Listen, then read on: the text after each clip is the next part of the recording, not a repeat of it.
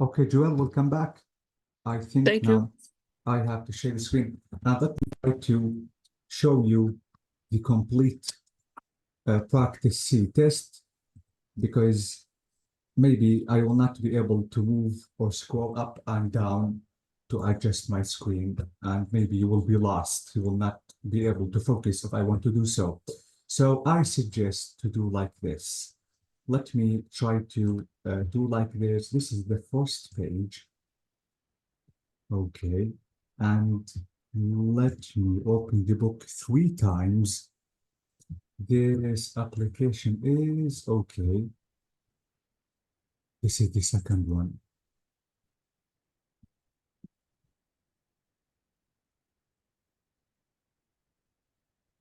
Let me use this application and this one. Yes, and this one. Okay. I have two.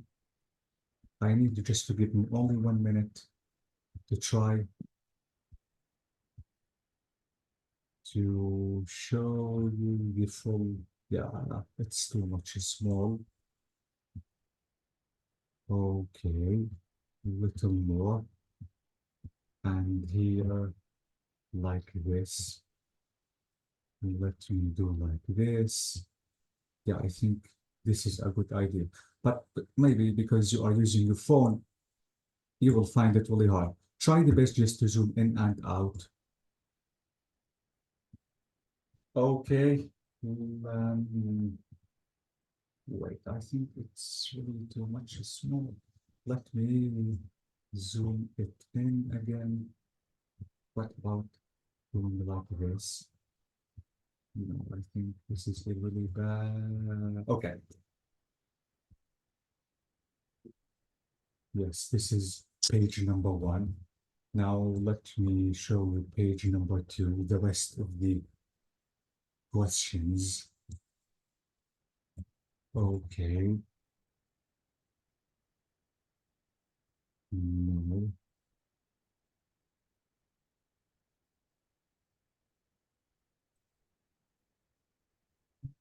This is C exactly.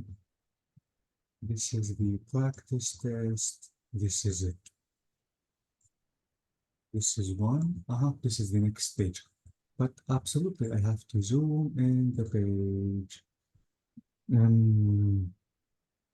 Yeah, this is amazing. Okay.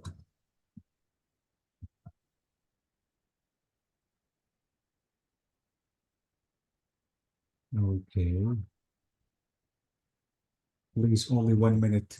12, but okay. Little more. Yes, exactly. Okay, so this is 1, this is 2, 3, 4, and let me now go down to 5. This is 5. This is it. Please, okay. So this is 1. This is 6, 7, 2, 3, 4, 5. This is 6, and I want to show you 5 because still 5 is missing. Okay, this is about 5, and this is 6. Is the screen clear to you, Joel? I know, but Yes. yeah, I hope that you can do it. Thanks, God. Okay, let me tell you something before starting part C practice set. Don't forget that in the first section or first recording, we have 1 minute and have 90 seconds to read the whole questions from 1 to 6, okay?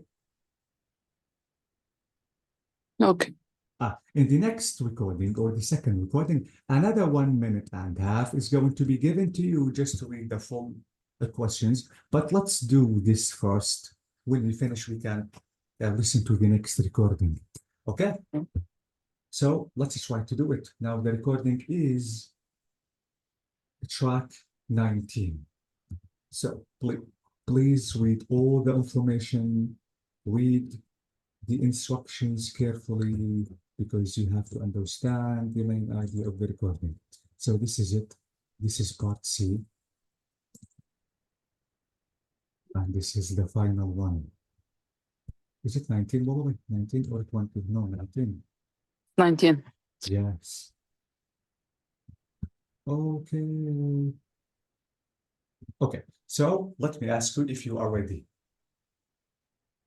I just want to read them. Yes, but absolutely, the speaker is going to give you time to read, 1 minute and a half. Okay. Okay? Okay. So Yes. let's begin. You hear a physician called Dr. Hubert Johnson discuss improving efficiency at a healthcare practice.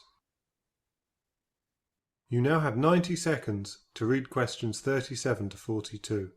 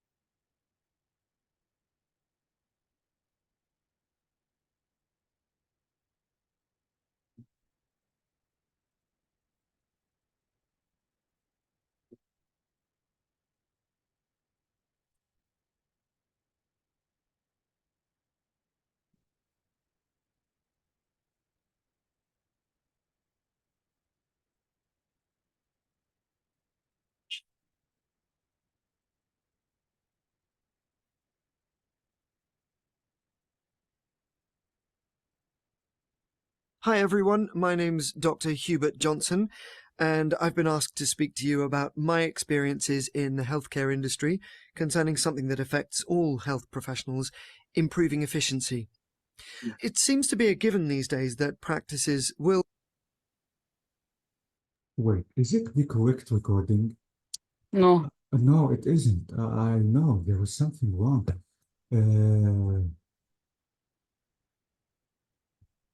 Okay, this is C. This is 19. Let me check if this is the correct recording.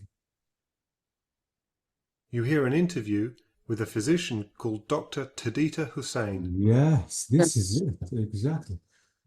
Have you read all the questions? Yes. So let me skip that to start the exam. I'm sorry, I didn't notice that it wasn't the correct recording. Okay, okay. Please. Hussain specializes. Okay, so let's start.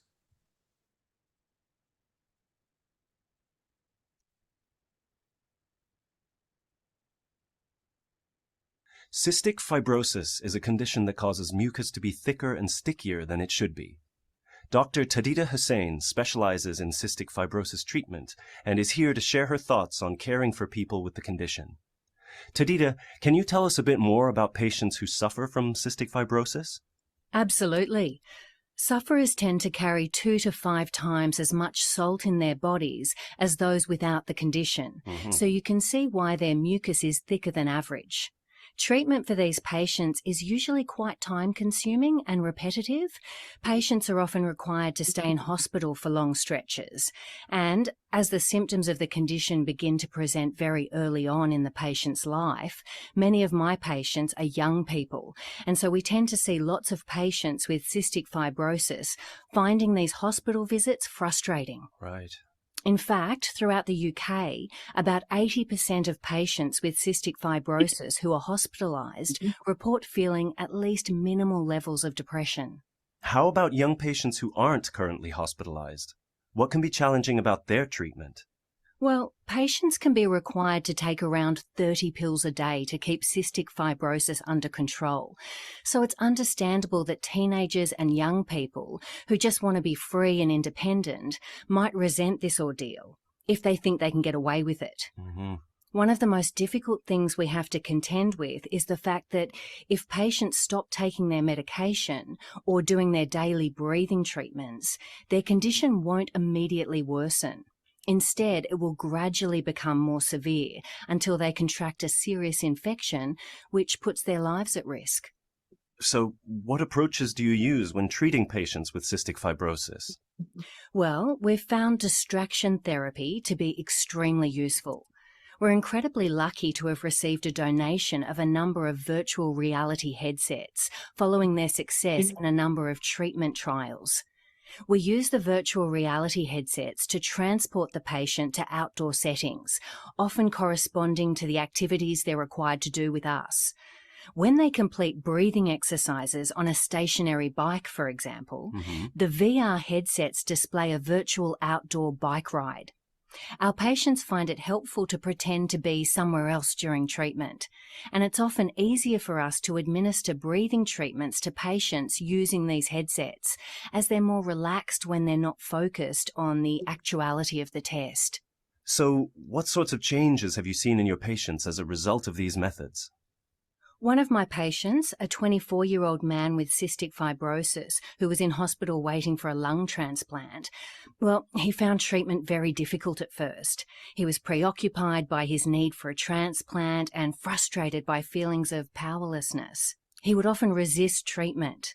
We started using the virtual reality systems with him as soon as we got them, and it took a while for him to get on board, but when he did, it was like someone had breathed new life into him. Not only did he stop hindering his treatment, he actually began to look forward to it.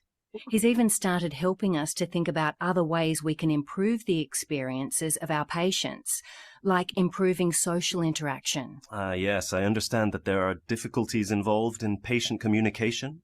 We're looking into the possibility of instant messaging functions between patients, and even virtual games that they can play against each other. Unfortunately, patients with cystic fibrosis have to be kept apart to avoid cross-infection. It's just one more cross to bear for our patients, that they can't talk to those going through the same thing. Right. Our patients get plenty of interaction with myself and the rest of the staff, but we'd like to make sure they have access to a network of fellow sufferers too, for support and advice. I see. That all sounds quite futuristic. Are there any other advances on the horizon for the treatment of cystic fibrosis? Well, there's a new drug that's been in the news recently. It's a combination of lumacaftor and ivacaftor. You might know it by the brand name Orkambi. The drug works by improving the level of water and salt in the body, thereby reducing the thick mucus that causes illness and respiratory issues in those with cystic fibrosis. Even more exciting and futuristic, though, is the possibility of gene therapy, where the genetic mutation that causes cystic fibrosis in individuals is replaced with a healthy gene. This would effectively cure those with the condition and significantly extend the lives of thousands of people and remove the need for lengthy stays in hospital.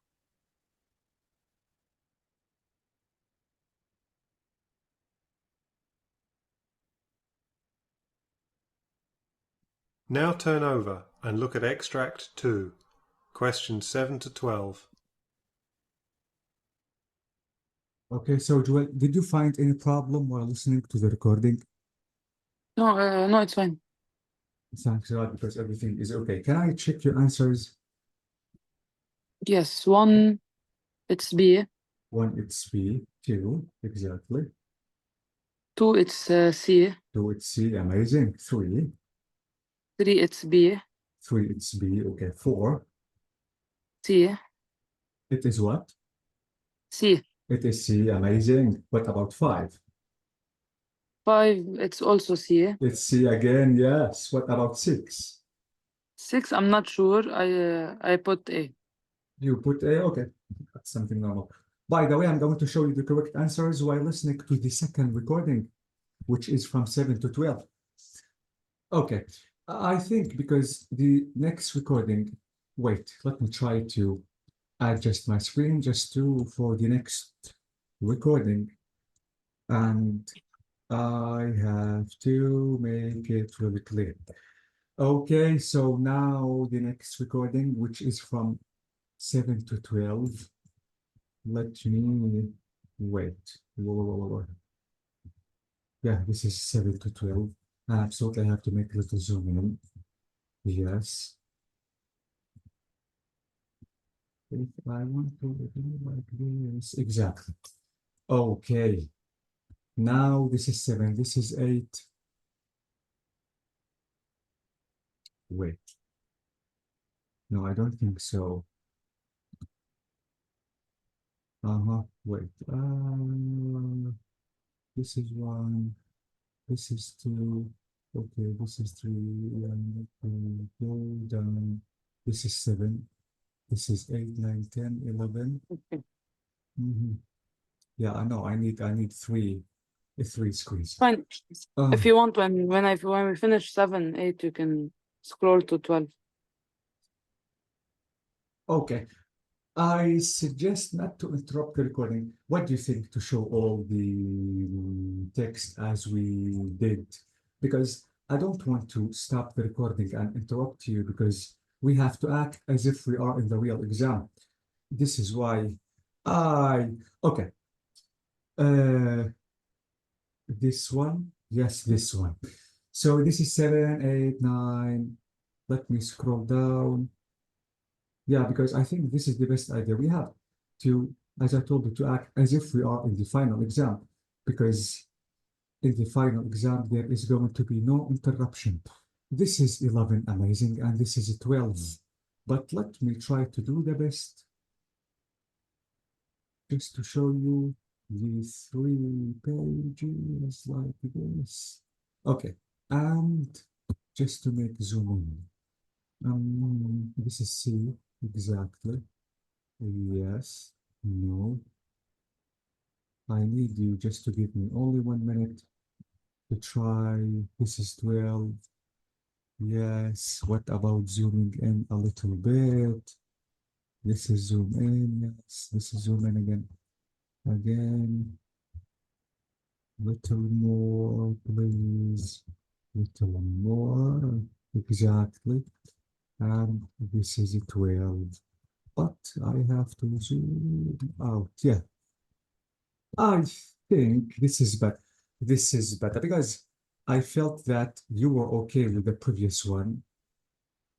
So, and here I have to zoom out the page. This is 11. Okay. And this is zoom in. Yeah. I think this is better. What do you think? Yes, it's good. Okay, I'm sorry. I told. Okay, so now let's listen to the next recording, which is from 7 to 12. Now the track is 20. Absolutely, the speaker again is going to give us 1 minute and a half just to check and read everything, the instructions plus the questions. This is the final recording. This is a track 20.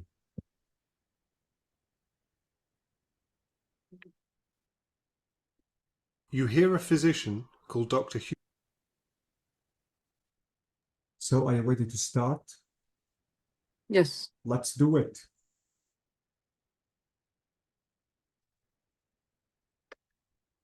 You hear a physician called Dr. Hubert Johnson discuss improving efficiency at a healthcare practice.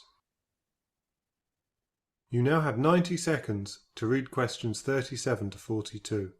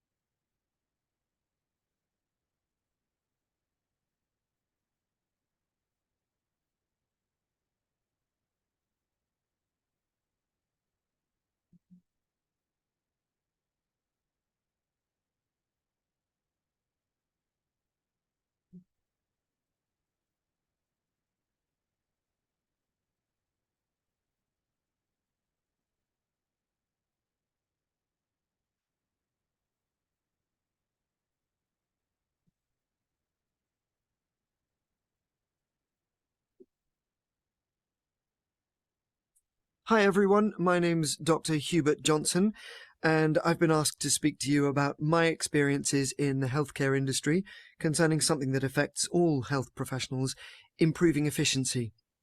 It seems to be a given these days that practices will struggle with a lack of efficiency. We've actually found that this expectation in and of itself can reduce efficiency and increase delays even further. In a recent survey, when patients were asked why they arrived late to their appointments, 30% said that they had assumed that the previous appointment would run long. Patients expect to be kept waiting, and to some extent, we expect that patients will be kept waiting. And so the first thing we need to address is our attitudes and the attitudes of our patients. So let me start by telling you about the efficiency I observed in a practice I visited a couple of weeks ago. At this practice, patients could not make appointments online, but they could either phone up or make an appointment in person. There were never more than 2 receptionists working in the morning, and the practice generally scheduled 80 appointments each day. Patients who were not attending a follow-up appointment were required to make their appointment on the day of. Can you imagine what that practice was like in the first couple of hours they were open? The receptionists were inundated by calls and walk-ins trying to schedule appointments.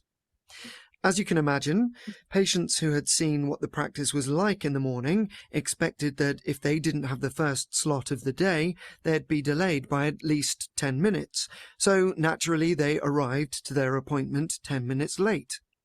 One of the most important things you really must address in your practice in order to improve efficiency is the way you present your practice to patients.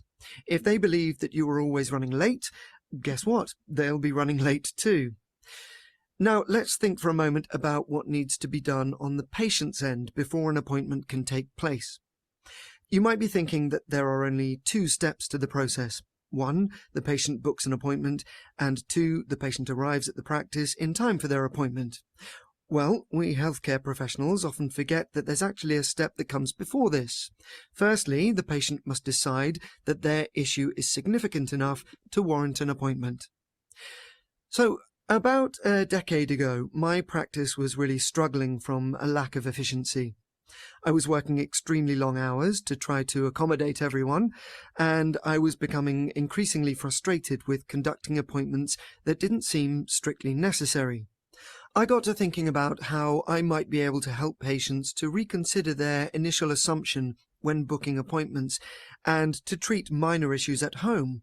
At the same time, I did not want my patients to feel unsupported. I decided that I would begin to give weekly presentations in the evenings about self-care. As I tended to see a multitude of patients coming in for similar issues that they could actually treat themselves, each week I focused on a different common theme. The presentations lasted for just 1 hour, but I found that they resulted in 7 fewer unnecessary appointments each week. These days, of course, I no longer have to give a physical presentation. Thanks to modern technology, I simply upload instructional videos to our practice's website. We also email these videos out to patients periodically. We can and should make use of technology as a tool in our practices to help us improve efficiency. However, it's important to note that while many, perhaps even the majority of your patients will be capable of using technology to arrange their appointments, there are many people uncomfortable or unable to use technology, so you must always make sure that these patients are accommodated too. Providing your patients with more options rather than replacing old options is often the best practice for improving efficiency. Now, let's move on to look at a practice that used technology in a surprising way.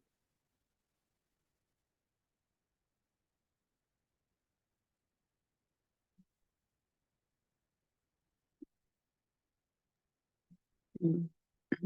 So I hope that everything is okay, Joel. Yes, I need only 1 second. Take your time.